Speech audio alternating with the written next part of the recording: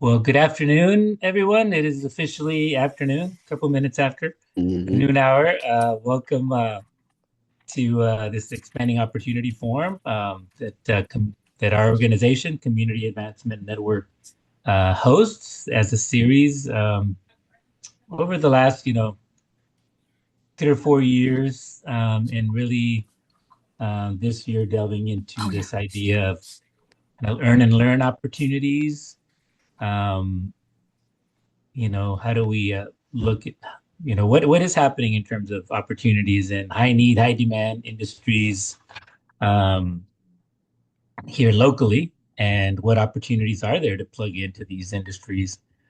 And I'm Raul Alvarez. I'm executive director for CAN, and I'm joined by Jelena Tunstall, our program and operations coordinator, as well as Carlos Soto, our research planning and evaluation specialist. And that's it. That's our entire team. We're an army of three.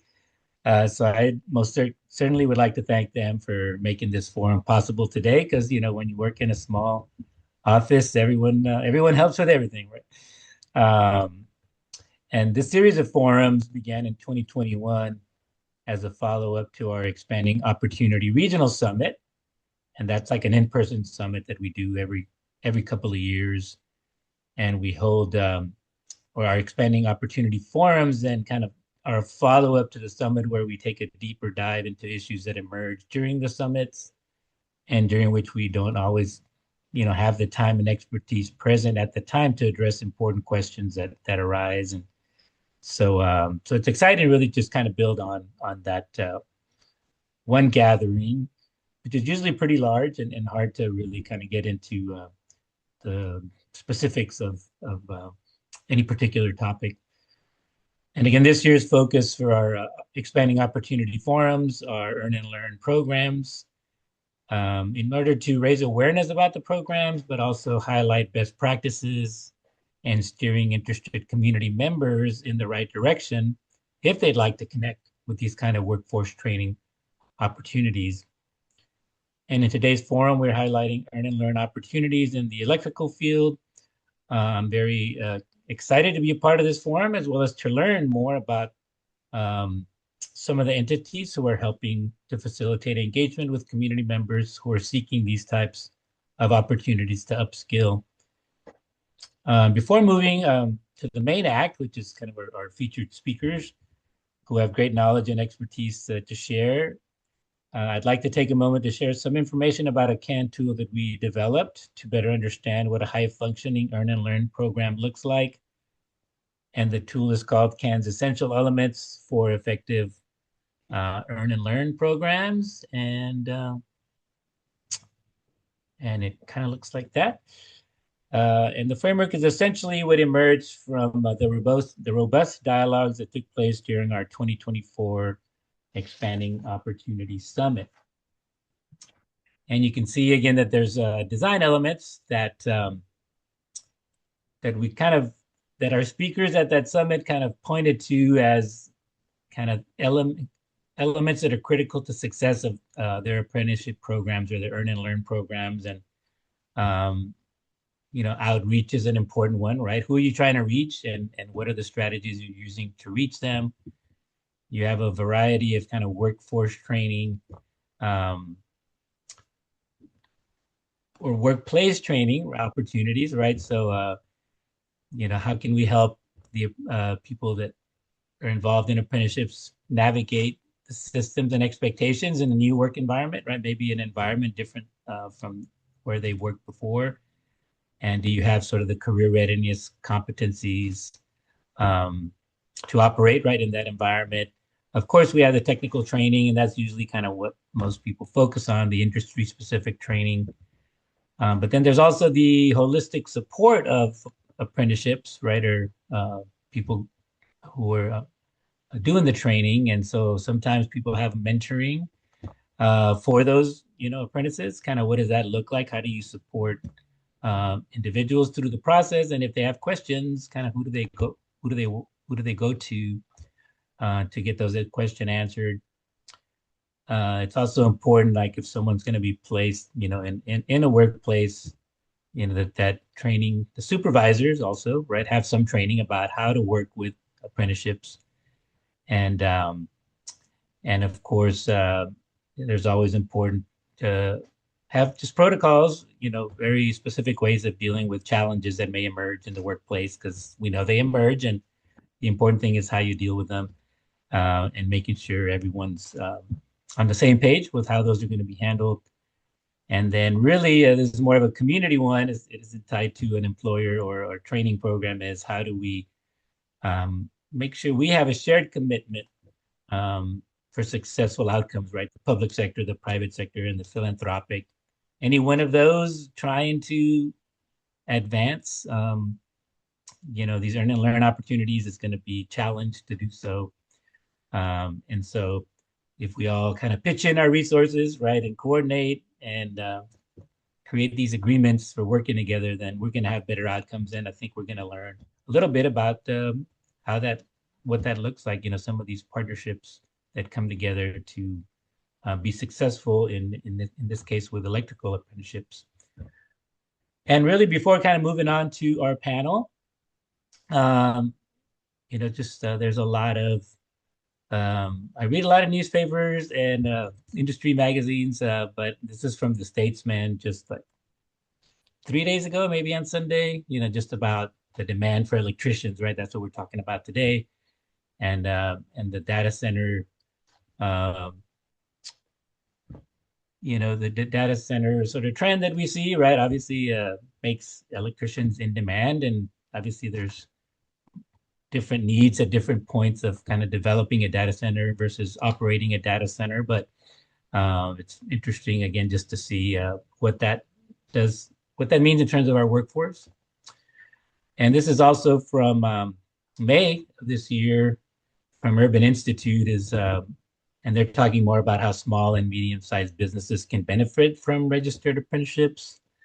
And this is kind of looking at how North Carolina and South Carolina kind of have developed systems for supporting apprenticeships for small and medium-sized businesses. And again, you can kind of look these reports up, but it does kind of get into the benefits of earn and learn programs or apprenticeships for small and medium-sized businesses. And obviously they pertain to almost any business that tries to do apprenticeships, but, expanding the talent pool, local partnership support, recruitment, right? They're not doing it alone, right? In order for small and medium-sized businesses to succeed, there's partnerships, again, to make sure a lot of those things on our checklist, in our list of essential elements of successful programs, and of course, improved retention, right, is something, again, that if you're an employer, you kind of care about it. And then the last one I'll share, and this is from Workforce Solutions Capital Area, is from January of this year. Kind of they're looking at K through 12 students enrolled in industry aligned courses. And it's kind of interesting to see, the number of students who are enrolled, right, which is over 100,000. And here it's kind of, it's very, it's great to see that they are aligned with some of the industries that are of greatest demand, right? And that you see skilled trades is one of those. And that's part of what we're trying to do today is get to understand, right? This subset of opportunities under skilled trades. And so that's a little background. It wouldn't be CAN if we didn't CAN event if we didn't actually share some data or some research. But welcome everyone. That's a little background, in terms of why we're focusing on this particular issue.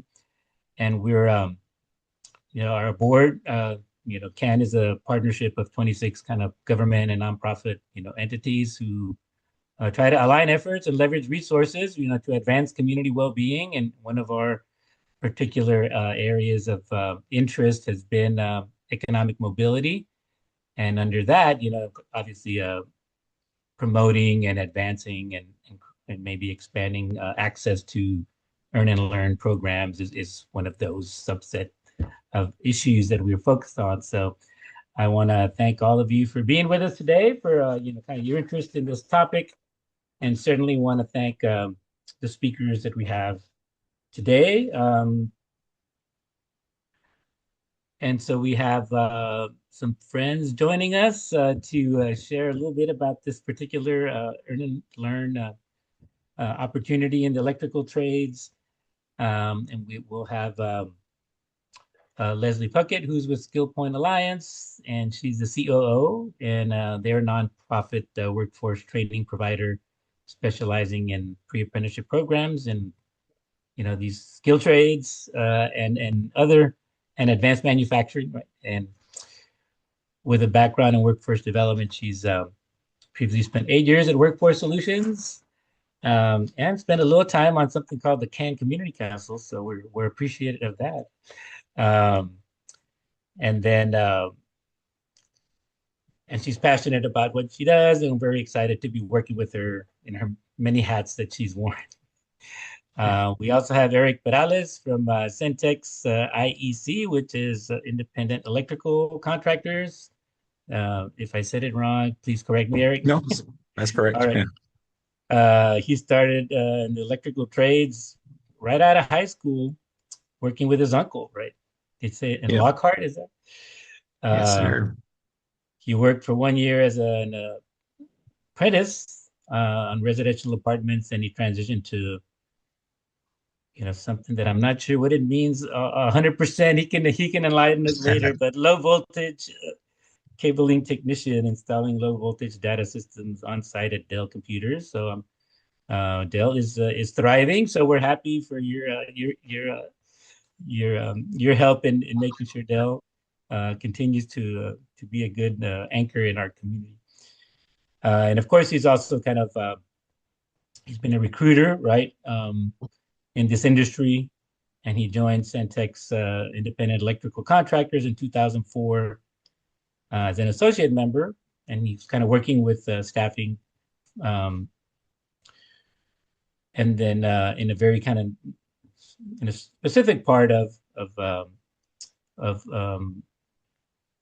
the organization. But then he was recruited to be the training director, which is what his role is currently for CenTex IEC. And I think it's amazing, right? That you're saying they're currently servicing over 800 apprenticeship students, working for 168 local contractors. So you know, that's a very large number. And so, yeah, I look forward to learning how do you pull that off, right? With all of this Yeah. going on, a lot of contractors at the same time.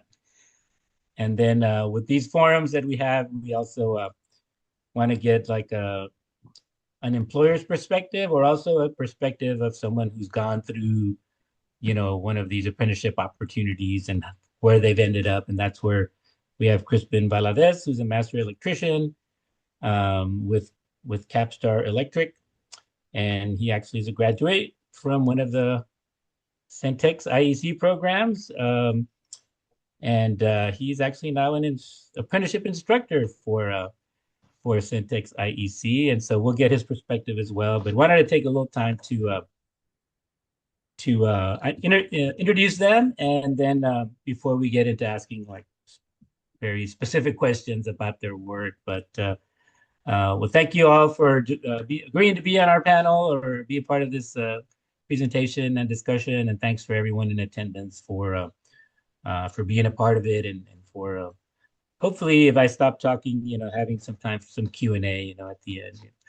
So, but thank you all. I just want to help make sure people understand sort of what we're doing, why we're doing it, and who we are, without boring you all to death too much about how we got here. But very excited to get started. With the conversation. I'm gonna have Eric talk to Eric a little bit about CenTex IEC, and if you can tell us a little bit about that, sort of how long has the organization been around and what's its purpose and um, anything like that, just to get us started with the conversation today. Sounds good. Yeah, thank you, Raul. Yes, for those I've not met, my name is Eric Perales. I'm the training director here with the Independent Electrical Contractors of Central Texas. We are an organization of electrical contractors and system contractors. We do have some contractors that specialize in solar, as well as low voltage, but primarily 168 local Central Texas located electrical contractors that we service. We've been around here in Austin since 1996. We had six contractors that came together and founded the Central Texas IEC with the hopes of being able to start a federal apprenticeship program. There was only one program here in Austin at that time, and we had a group of contractors that were non-union contractors, open shop, merit shop. So we are a merit shop, obviously, contractor association, but they came together, formed the IEC here in Austin back in 1996. Now we've been around as a national organization since 1957, originally out of Dallas, Texas. But as an organization, we are primarily a training provider for electricians here in Central Texas. Of course, our flagship program is our 4-year federal certified apprenticeship program. That's the Earn While You Learn, which I know is a big topic for today. But yes, as an organization, not only are we training, we are a networking association, as well as a government advocacy. A lot of what my executive director, David Johnson, master electrician, almost 50 years in the trade, he works with our city of Austin board and on different other commissions, ATAC with Governor Abbott, and then he also is our Code Panel 2 member of the NFPA. So he actually helps write the code book. So as an association, we're basically what we're doing is bringing our contractors together, getting their electricians trained here at the IEC apprenticeship program. But outside of apprenticeship, exam prep, continuing education, we're a state provider for that 4-hour class, contractor training. So a little bit of everything when it comes to strictly the electrical association and the electrical industry is just basically training electricians as well as our contractor members. Excellent. And there's been a lot of technological change over, the last 10 years or 20 years. But I don't know if how's that affected like y'all's training and opportunities because electrical is electrical, right? No matter what era, you're looking to do the work, right? But any changes, right, in the time that you've been working and with the training, Oh, right, around yes. electrical. Well, obviously the biggest change is the growth. I mean, when I first started with the association, we were at about 150 apprentices throughout all 4 years of the program. So obviously, almost six times, growth, 600%, coming close to almost 900 students back in September of 2025. But what has changed the most, obviously, is technology, the way that we're offering the classes. I mean, obviously, we're having to Mhm. keep up with the times of technology changes, power over Ethernet. Obviously, code changes. Our code cycle changes every 3 years. We're teaching our students out of the 2023 code cycle, but come September, we'll have to change our curriculum, which goes through our national office, to the 2026 code that the state will adopt on September 1st.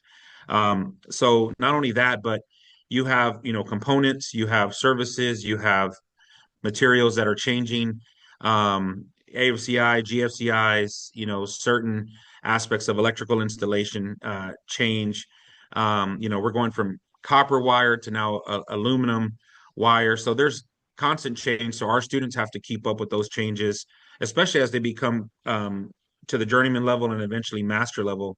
And some of our students that graduate this program will become business owners or like Mr. Valadez here, QAQC, foreman, supervisor, superintendent. So they have to know the changes of technology and what ordinances are changing, what laws are changing in regards to electrical installation. So as an organization, we keep our contractors up to date with that information, So yes, not only are we a training Mhm. provider, but we bring our contractors to local lunch and learns, events, conferences, conventions, all the way from national level down to the regional level, and then even as close to home at the local Austin And area level. and we know that different cities also adopt codes, different kinds of codes over time as well. But again, a lot of it is keeping up with the industry trends, right? Yes. The revised regulations and standards. And now, how is it in terms of again, the apprenticeships that are available versus the people interested in them? Is there like more demand than there is supply, which I think for most things Oh, that's, yes. that appears to be the case these days. Well, it gets serious in our industry when we have a big investment group like BlackRock, um, come and visit us and visit some of the other local apprenticeship programs throughout Central Texas and make a $40 million investment into apprenticeships, and that spreading that money out through our organizations, pre-apprenticeship programs, and different organizations as well outside of IEC. But that just goes to show that these investment groups as well as the industry, there is a high demand, yes, for electricians. And of course, the biggest topic right now are data centers with AI moving forward, and all of that technology. Obviously, these data centers have to be built, but unfortunately, there's just not enough electricians out there to build the data centers. And that's why you had such a big investment group who wants to put more money into that sector. They said, well, if we're going to do that, we need the people to build the data center. So it is a high demand for electricians. And luckily, we're working with great pre-apprenticeship programs like Skillpoint Alliance, Leslie representing Skillpoint here today, and we're funneling prospects that are coming into and interested in joining the electrical trade. And these are young high school students that are graduating high school and saying, "Hey, I don't want to go to college. I don't want to put myself in, six-figure debt. I want to be able to start working right away and make an impact, not only for themselves but for their family and for the community." So we're funneling those pre-apprentice students through these pre-apprenticeship programs and getting them ready not only for employment but eventually apprenticeship. And that's one of the goals between, and the great connection that we have with Skillpoint is that the students that graduate these pre-apprenticeship programs are headed into an apprenticeship. That is the main goal. We want them to find a contractor to work for full time, acquire their skills and knowledge on the job, because that's how they become journeymen, journeywomen here in the state of Texas. It's all about the OJTs, but eventually getting into an apprenticeship so they can understand electricity, not just knowing how to install it. That's what their company is going to teach them out there during the day. But how does electricity work? What makes the lights come on when I flip that switch into the on position? So we're going to get these students into the technical side. And that's how our apprenticeship works. On the job training, getting paid an hourly rate, working for a local contractor, hopefully one of our members. And then that member has the option to sponsor that apprentice into the apprenticeship program. Now, this is a volunteer program. It's not mandatory by state, although we wish it was. Both organizations wish it was, but it is a volunteer program. So these are students that want to strive for excellence, strive for the education, get that code knowledge, the calculations, because that's what they're going to get tested on. So apprenticeship helps that. So the high demand obviously is creating more opportunities for us as an organization to go out and recruit these young adults, as well as adults that are past the high school level. We have students in this program that are over the age of 40 who decided to make a career change halfway through, their 30s, whether it was warehouse work, whether it was retail, whether it was food industry. They found out that they were probably at a dead end job and they wanted a career, and they figured a skilled trade would be best, so Yeah. that's what we're doing as an organization, as an association of contractors, is getting these electricians trained and promoting the electrical industry throughout our Central Texas community. Yeah, well, that's exciting just to hear again just the interest right in the field, and then just that the opportunity is there, right, for folks who are ready Yes. to put the time and develop the skills that are necessary. And a couple of just nuts and bolts questions before we get to Leslie's role in all this, because you mentioned skill point, but really just a little bit about how long does the training take, right? And then if you're going to be apprentice, how long does that take? And what is Yeah. the payout? What I mean, like, what is the expected sort of pay range? Is it for Yeah. folks who are listening who may, because we're also recording this, so if people come and look at Right. some of these archives, they'll have an idea of whether or not this is for them. Okay. So the apprenticeship program that we operate here at Central Texas IEC is a 4-year program. That's federal certified. Students have to have to complete 576 classroom hours. So the way that we break that down per curriculum year is we have a 36 night program. We start classes every September. We run through the following end of May. We're actually getting close to closing out our school year. But in between that 40-week period, my students are in class a minimum of 36 nights. And our classes are held in the evening because our students are working full time during the day. That's a two-part system of apprenticeship, on the job training mixed in with the book training. And we provide the book training. It's 5 p.m. to 9 p.m. and it's only one night out of the week. That's the only commitment that our students have, is to be here Most of our students are here one night a week. We do have a 2 night a week program, but that's for late starts. That's our accelerated class. But the apprentice is committed to one night a week, and then they have 6 nights to basically complete their homework, study the lesson, and be prepared for the next lesson. Now, the curriculum is very structured. So every night that they're here, like for example, Mr. Valadez has a lesson that he's going to teach the students, and they know what that lesson is because they had to do a reading assignment for it. So it is a 4 year program because we are side by side with the state of Texas journeyman, journeywoman license requirements. So in the state of Texas, an apprentice must have 7,000 hours, which should take about 3.5 years at 40-hour week, 50 working weeks out of the year. It should take about 3.5 years to qualify to sit for the exam. If they pass the exam and they continue to work that additional 1,000 to hit 8,000 hours, then the state of Texas will award them their journey worker license. So that's why our program is a 4 year, not a 2 year, not a 1 year, is because we want our students basically to be prepared once they hit the 7,000 hours. They will have the code knowledge and the calculation knowledge. And that's exactly what they get tested on from the state of Texas to become a journey worker level electrician. So many of our students will actually go and sit for that exam immediately at 7,000 and actually pass on the first attempt. Now, we do have some students that will take them maybe a second or third attempt, but our students are prepared because of the knowledge that they're gaining through the book side of our curriculum. So, but yeah, 4 year program, one night a week, 5 to 9. That's our schedule. There are some chapters throughout the United States that come to school 1 week out of the year or 1 week every 6 months, or they do day classes.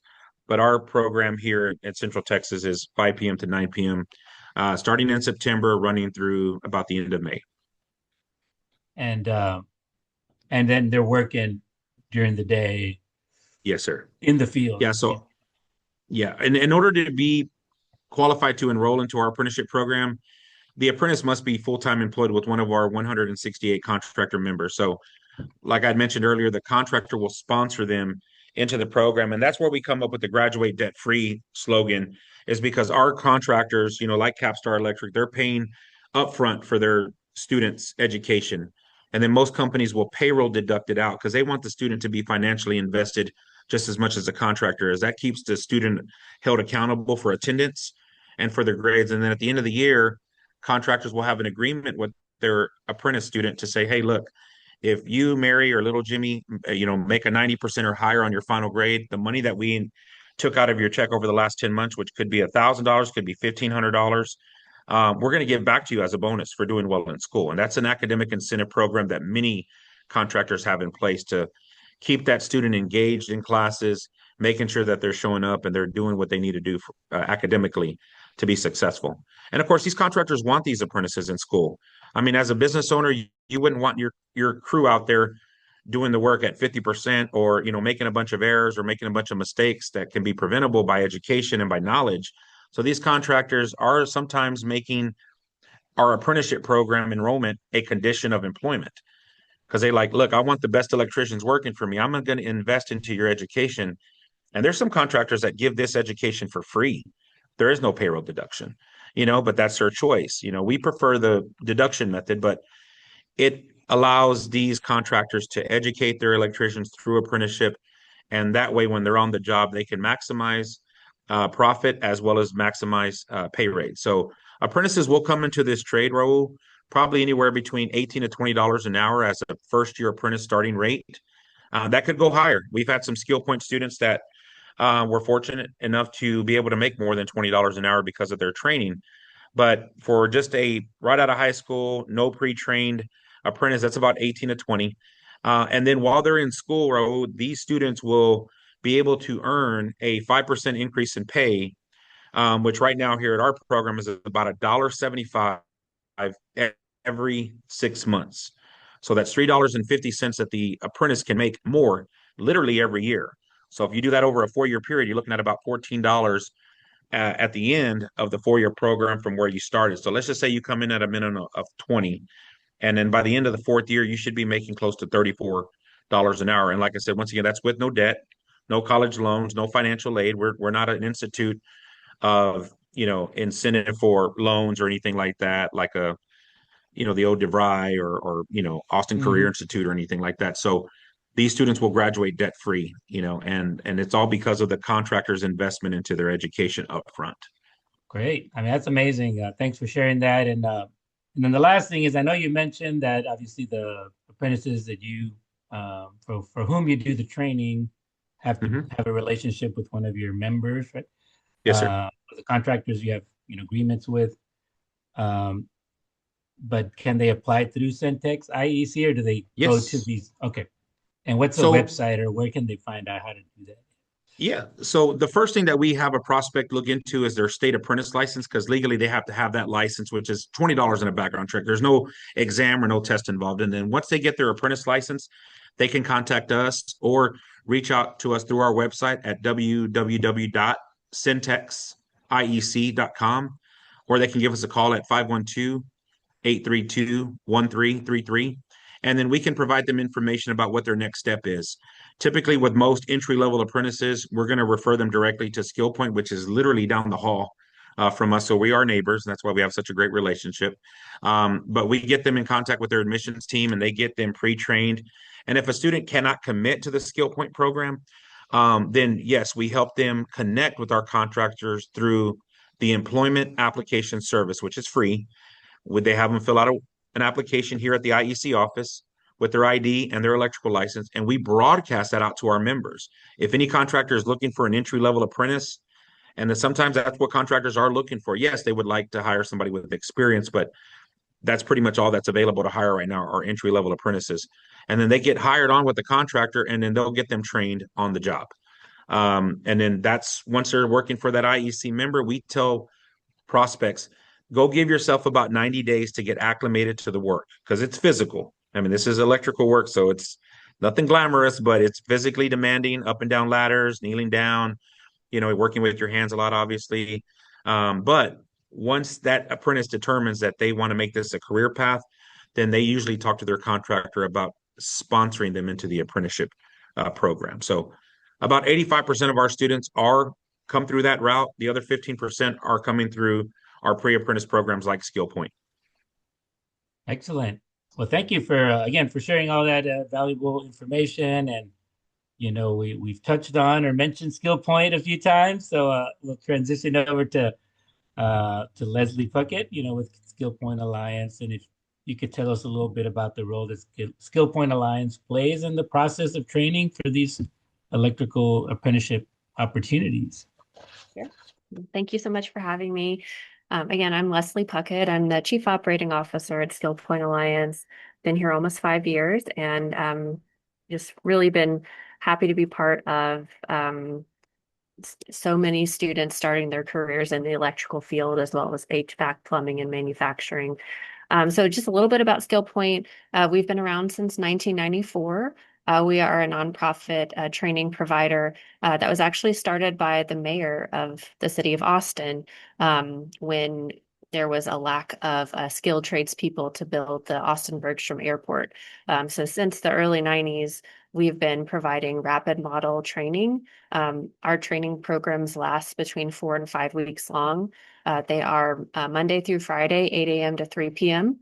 So they are pretty intensive. But our students, if they're able to complete it, they walk away with a lot of hands-on skills. They receive at least one industry recognized credential through all of our programs. And we have staff who work with our students on their employability skills as well. So they come away very well-rounded and ready for that first job in the field. We're in a growth mode right now. Last year, we served 171 electrical students in the Central Texas region.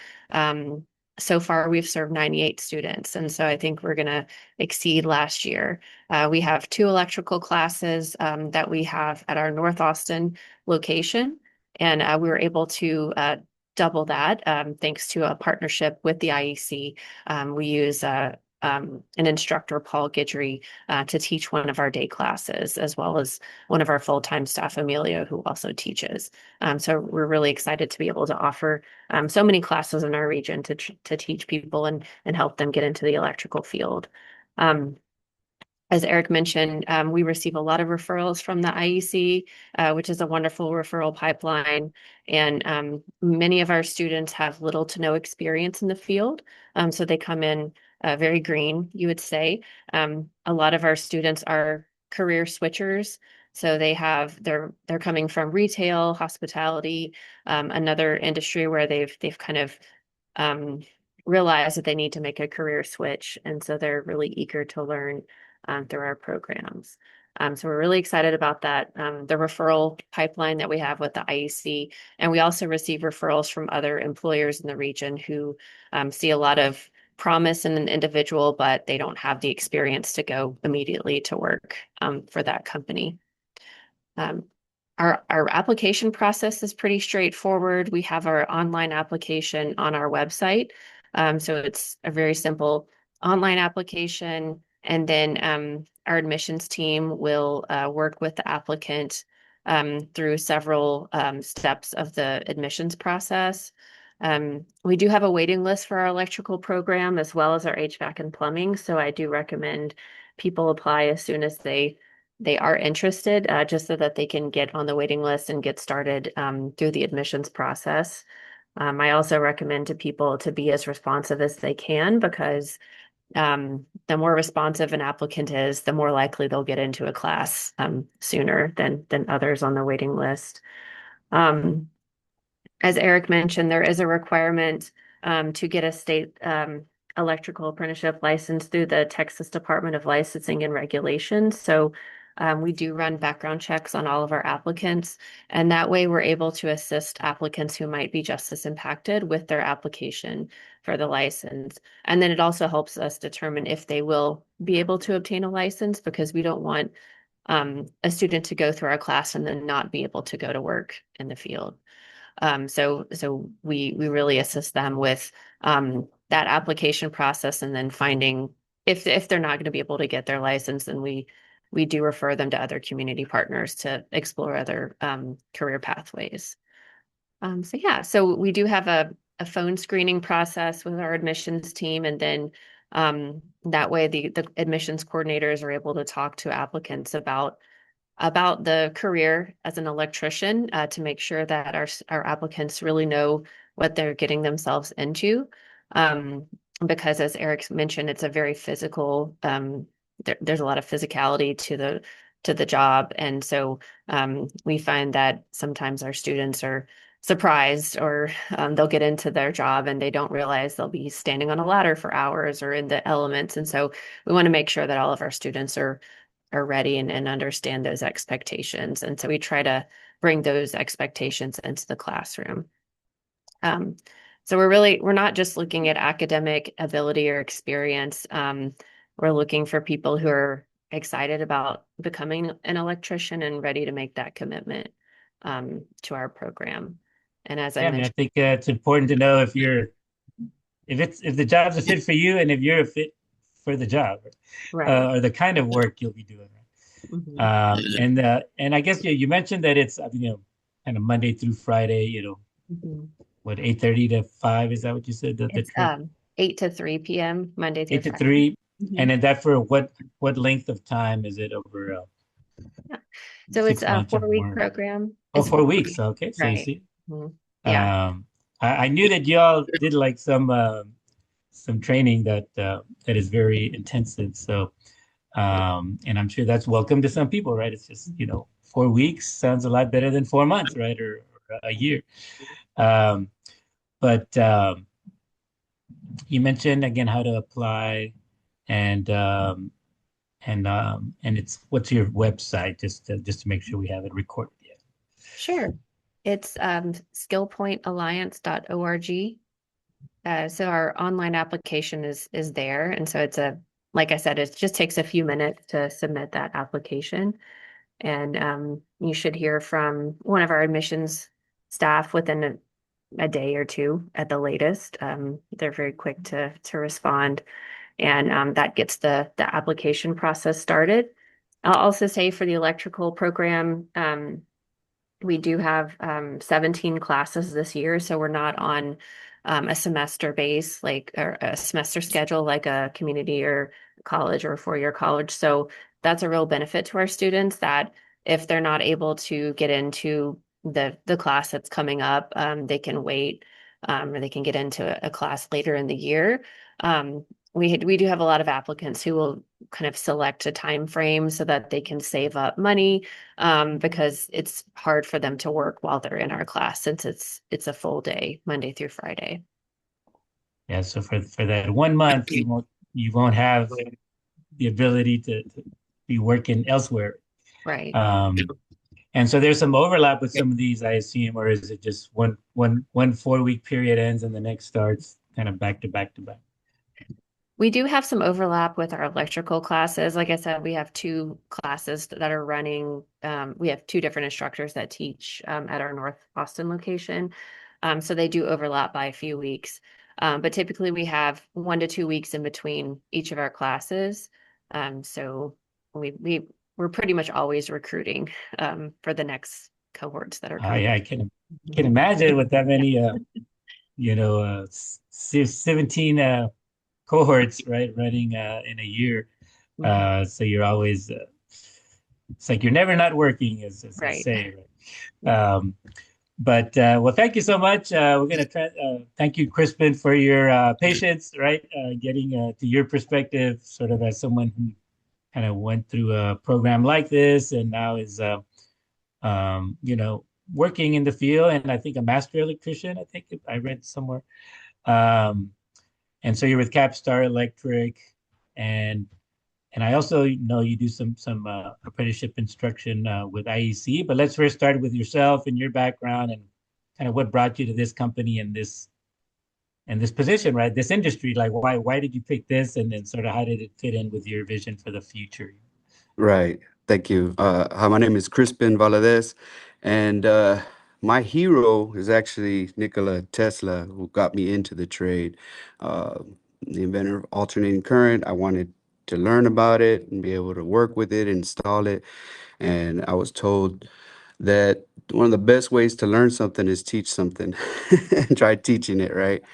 So I've been in the trade for roughly 16 years, worked my way up from an apprentice to a foreman to superintendent, worked my way into the office, APM, estimator, and now I'm pretty much the inspector for my company, which is called QAQC, Quality Assurance, Quality Control. A lot of contractors, especially big name contractors, are looking for um, apprentices and companies who take the time to train their apprentices. They want a quality install, people that understand what they're installing, not just installers. And so IEC has been fundamental in my career, especially because just a little background. I went to school, I graduated Everest University Electrical Technician Program, which was a full year program, uh, just an entire year, $20,000 in debt.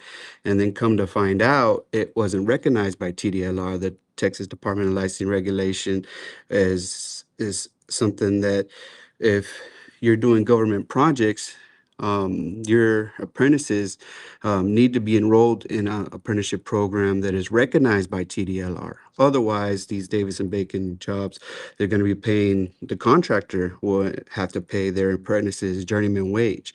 So it's a way of keeping contractors honest and making sure that they're putting the right personnel on the projects. And so after coming $20,000 worth of debt and getting my diploma, I did learn a lot though. So it did help me in my career. I'm not going to knock the the school. The school did teach me a lot, but it wasn't recognized by TDLR. So then when I came back home here to Austin and started working on government projects, doing UT buildings, the um, universities, doing schools, prisons, hospitals, um, text dot work, I had to be enrolled in an apprenticeship program again. And so initially we went through ABC, which was another school that was here in the Central Texas area. Um, and I graduated there. And then I came over here to IEC and graduated here. I think it was 2015, 2016 year. And the curriculum was night and day. The instructors are so passionate.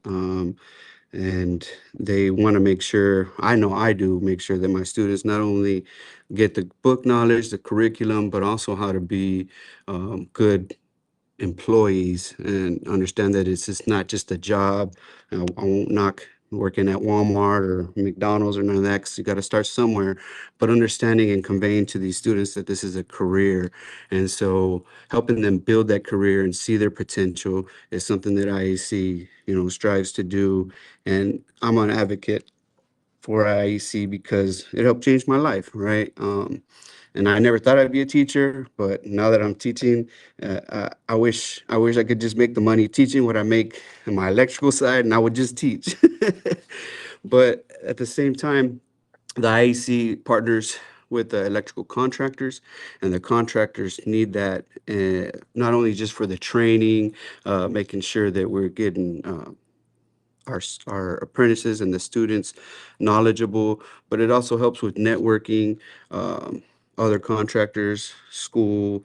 We have a wire off where we get to meet all the different vendors and everybody associated. You can see how huge it's grown so much. We actually rent out almost the whole conference center. When I first started, we'd rent out an area. Now we're renting out the whole thing, and it's growing. I believe I read somewhere the U.S. Bureau of Labor Statistics estimates a 6% growth in this area, Central Texas area, for not just residential, but commercial. And so that's huge. It's huge for us.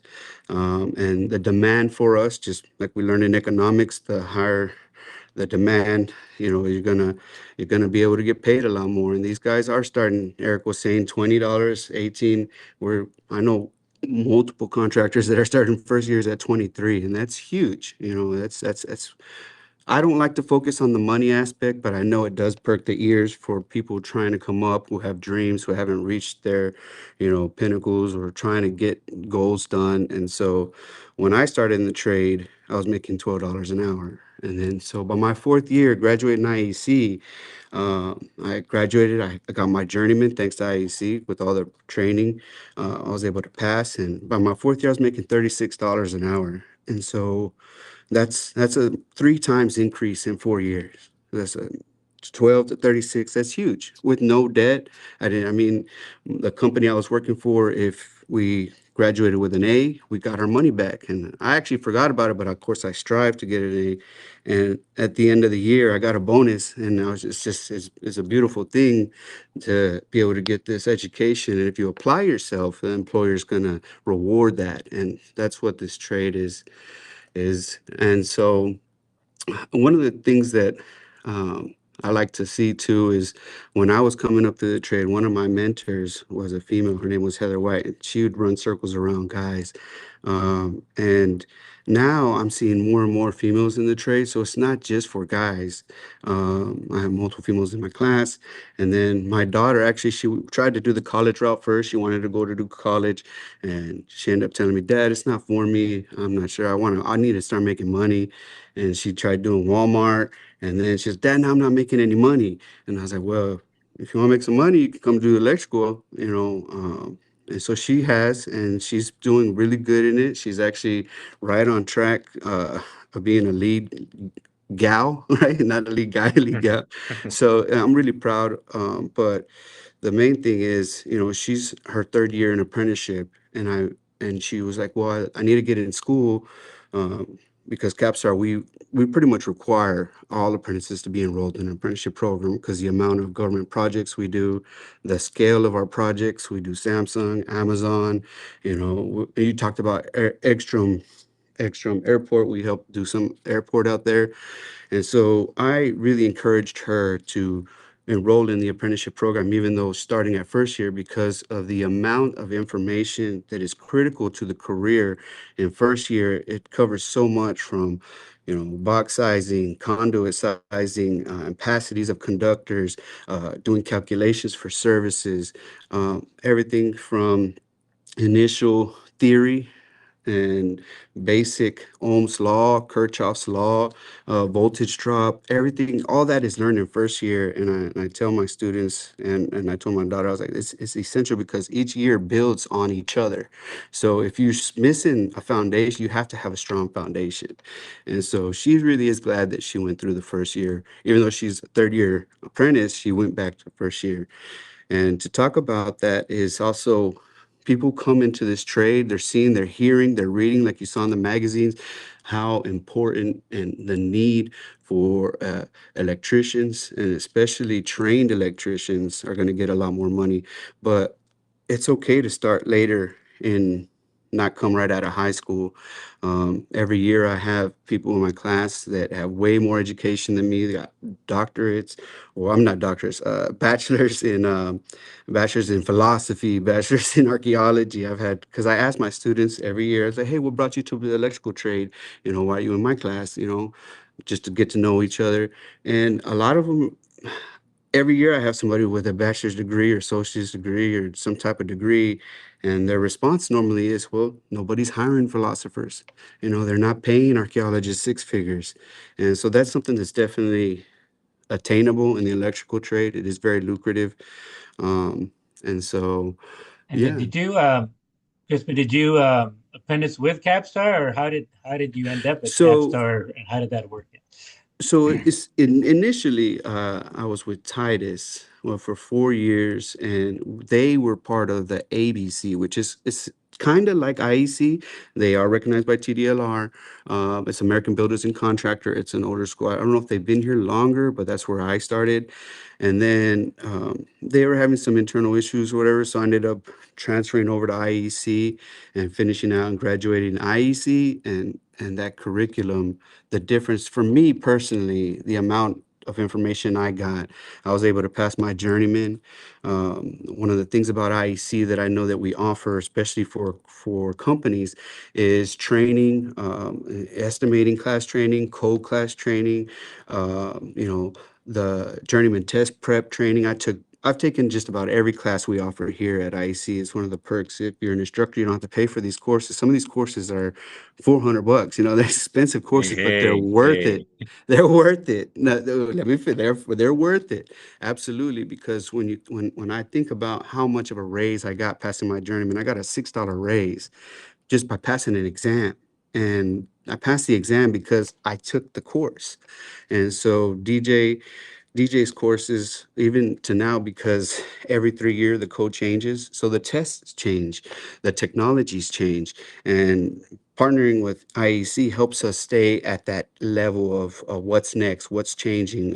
No longer doing line voltage switches, we're all low voltage controls, occupancy sensors, daylight harvesting, infrared, motion detection, nurse call system, all these systems we're learning that are now pretty much standard installs now. And so we definitely strive to stay Yeah, ahead of the almost. In game. the homes, you have all these systems, and obviously not to get into the commercial stuff, which you know there's all sorts of other standard things that have Yeah, become standard, right, in the right. Yep. commercial space.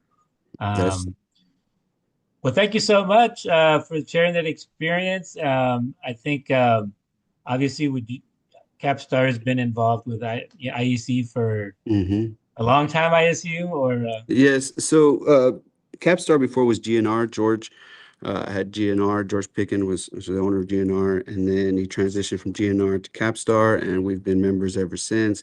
We make sure all our employees are enrolled in the apprenticeship program, or at least want to be enrolled in an apprenticeship program. And so that's one of the things that we really pride ourselves in, especially because a lot of these GCs want trained electricians, not what I call them pocket electricians or fly-by-night electricians. We don't do none of that. We want professional quality install. Um, and so that's what we thrive for, customer success. excellent. Well, anything based on what Crispin shared, Eric or Leslie, that you would want to touch on, just something that you wish you would have mentioned, or you want to build on, but just obviously we could go on and on, right? Just about Crispin's experience, but I think just the passion in his voice and the commitment he has for the profession, right? For him, you can tell it's Hmm. not just a job, it's something he's Yeah. passionate about that, he's very, excited to be a part of, right? And Yeah. anything you would Yes. add before we close, Eric Well, or Leslie? that's why we invited him. He spoke at our National Apprenticeship Week luncheon in front of a bunch of educators, CTE coordinators, principals, superintendents, and a little nervous, but I mean, he speaks from the heart, and that's why we have him here today. And, he's a product of our IEC program, one of our instructors, and then obviously very successful at CAPSTAR and his previous employments elsewhere. So yeah, it's just a testament of what we do and how we do things. But we're very fortunate to have students like him that are dedicated, and our goal is to get them past the finish line and even beyond to become master electricians. And it all starts with our pre-apprentice programs like Skillpoint and the others that we work with. But yeah, we're excited. We're excited for the future for our industry. And as an association, we're just doing what we can to get more young adults as well as adults to get into this trade and eventually get in through into our apprenticeship program. Well, that's very exciting, and it's great that you do the sort of entry level stuff, but you also do the continuing education because Hmm. Yes. it's an ever evolving field and an environment in which you're working, right? So just to make sure people have a way, they know where to go to for that kind of information, right? For that kind Yeah. of training. Go ahead, sir. Yeah, I'd like to add something about that training, and it's really essential for companies that want to stay at the top because of our continuing education, such as our estimating classes. When I took the estimating classes, just to give you some perspective, there was 11 of us in the 11 students in the class. And so 10 of those 11, I was the 11th, right? We're all business owners, men who had companies, that are successful companies, and they wanted to learn how to do digital takeoffs. It's something that I'm very proficient in. I learned through Tumlinson how to work with McCormick. We teach the EBM, which is an estimating model, and then also AccuBid, which is an estimating software. And so these 10 other students that came in with their businesses, they were trying to learn how to do takeoffs digitally instead of by hand on paper. And so when I went to CapStar, I've been there 4 years now, George was still doing takeoffs by hand. And so I helped transition the company into doing digital takeoffs. And that's one of the things about the electrical trade that I really enjoy and like and look forward to is the fact that we are continually changing with the times. And so we have to stay ahead of that curve or you become a dinosaur. And so that's something that we Yeah. offer every year. Every 3 years the code changes. We're offering code classes, estimating classes, journeyman classes, master test prep course classes. Because once these guys graduate here, that's not the end of it. That's why I like consider myself an alumni. I talked to Eric about it. I was like, I'm an IEC alumni because I'm here. I'm all about IEC and taking every class we offer. And that's the thing. So once they graduate, they still have this IEC and it's national anywhere they go that they can lean on for classes to help them get past their journeyman, to help get past their masters, or just for simple advice. That's a Yeah. beautiful thing. Well, thank you for sharing that. And we could go, like I say, on and on and on. I'm very interested in just kind of how your Thank you. experience and really just kind of how all these pieces fit together because y'all have figured out how to make it work in a very efficient and effective way. So thank you all for figuring out how to plug all these pieces together in a way that's great, not just for y'all individually, but for our community, right? That these things Mhm. work as efficiently as they do. But thank you to our panelists Thank you. for sharing your knowledge and your experiences, for the important work that you do, and thanks for our attendees for supporting here the forum. We're at time, so we can't get into a Q&A type session, but the very rich discussion and very excited for our community because of the work that y'all are doing. And we will have another forum in the fall. The next one, Expanding Opportunity Forum, will focus on the healthcare industry. And so we appreciate, we'll get word about that out to everyone. So keep, we'll send the information once the dates are set. Technology and healthcare will be our fall themes for our earn and learn opportunities that we'll be highlighting. So thank you all. Have a wonderful day. Great to be with you today, and have a great rest of your day.